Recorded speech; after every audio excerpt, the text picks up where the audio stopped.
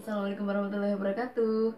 Perkenalkan, kami dari kelompok 3 Praktikum Online Ilmu Ternak Perah yang beranggotakan Saifullah, Gita, Arif, Abi, Henzi, dan Syamsul akan mempresentasikan sedikit praktikum online ini dengan tema pemeliharaan selama laktasi.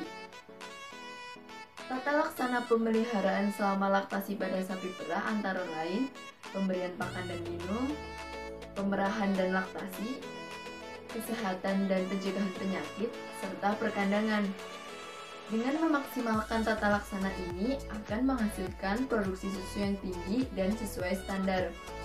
Di sini kami akan membahas dua pokok bahasan, yaitu tentang pemberian pakan dan pemerahan. Langsung saja, ini dia penjelasannya. Pemberian pakan dan minum.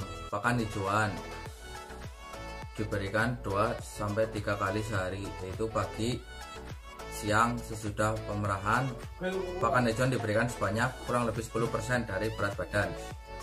Pakan konsentrat yang kedua ini ya, pakan konsentrat diberikan dalam keadaan kering sesudah pemerahan 1-2 kali sehari sebanyak 1,5-3%. Air minum disediakan secara tidak terbatas atau sebanyak 10% dari berat badan per hari. Fase berdilaktasi. Fase 1 ditingkatkan pemberian konsentrat per hari dan pemberian hijauan yang berkualitas tinggi. Penambahan konsentrat pada pakan antara 0,5-0,7 kg per hari selama 2 minggu pertama laktasi. Fase 2 konsumsi BK puncak. Pada fase ini sapi dan unta diberi pakan dengan kualitas hijauan yang tinggi minimal 40-45%. Fase 3 laktasi akhir. Pada fase ini tidak terlalu membutuhkan konsumsi dalam pakan jumlah yang besar karena produksi susu yang menurun. Saya akan melanjutkan presentasi dari Mas Abi. Selanjutnya yaitu mengenai pemerahan. Pemerahan adalah tindakan mengeluarkan susu dari kambing. Tujuan dari pemerahan yaitu untuk mendapatkan produksi susu yang maksimal. Ada 3 tahapan dalam melakukan pemerahan, yaitu yang pertama tahap pra-pemerahan, yang kedua ada pelaksanaan pemerahan, dan yang ketiga ada pasca pemerahan. Tahap pra-pemerahan yaitu tahap mempersiapkan segalanya sebelum melakukan pemerahan. Hal-hal yang harus dilakukan yaitu mencuci tangan dengan bersih dan memotong kuku agar pendek. Kemudian sapi yang akan diperah harus dibersihkan dari segala kotoran. Kemudian peralatan serta tempat yang akan digunakan untuk pemerahan harus dalam kondisi yang bersih dan steril. Kemudian ekor sapi diikatkan ke kaki belakang sapi agar tidak menibas-nibaskan ekornya pada saat diperah. Kemudian seorang pemerah harus dalam kondisi yang sehat dan sapi yang diperah pun juga harus dalam kondisi yang sehat. Kemudian ada tahap pelaksanaan pemerahan. Pemerahan yang baik harus dilakukan dalam interval yang teratur, dilakukan dengan cepat, namun harus dilakukan dengan kelembutan juga. Kemudian pemerahan harus dilakukan dengan tuntas dengan menggunakan prosedur sanitasi dan efisiensi dalam menggunakan tenaga kerja. Ada 2 cara dalam melakukan pemerahan, yaitu yang pertama dengan menggunakan mesin perah, kemudian yang kedua dengan pemerahan secara manual. Selanjutnya adalah cara menggunakan mesin perah. Yang pertama, siapkan mesin perah. Yang kedua, nyalakan listriknya. Yang ketiga, masukkan vakum liner pada setiap punting.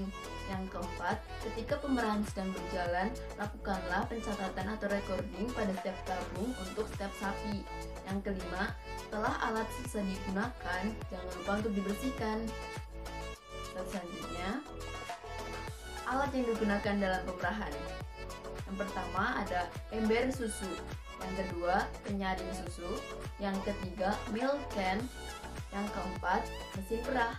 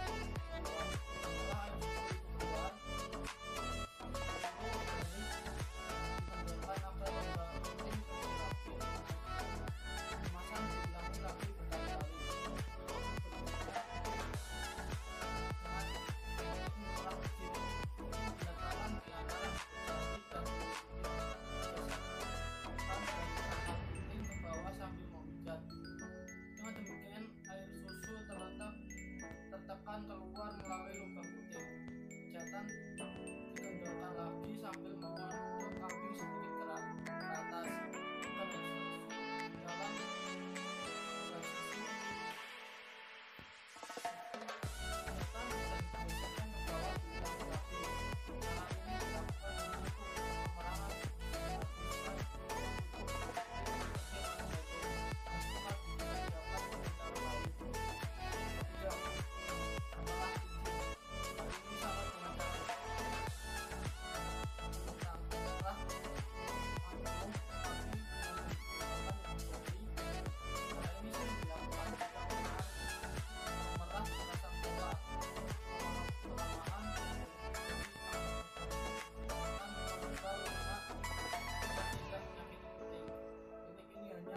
Tekan dan jalan dan susu. Pada sapi yang memiliki puting pendek. Masih dengan teknik pemerahan. Selanjutnya, perah pijit.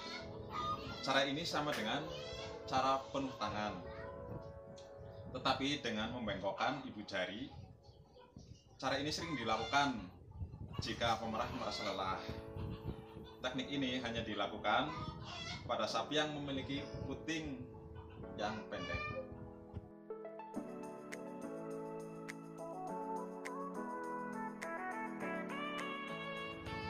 Selanjutnya adalah pengaturan waktu pemerahan.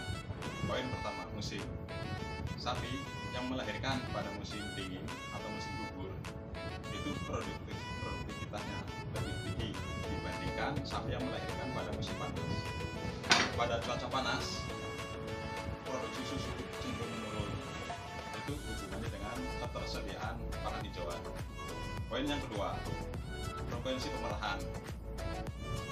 Pada umumnya sapi itu diperah 2 kali sehari, yaitu pada pagi dan yang kedua pada sore hari.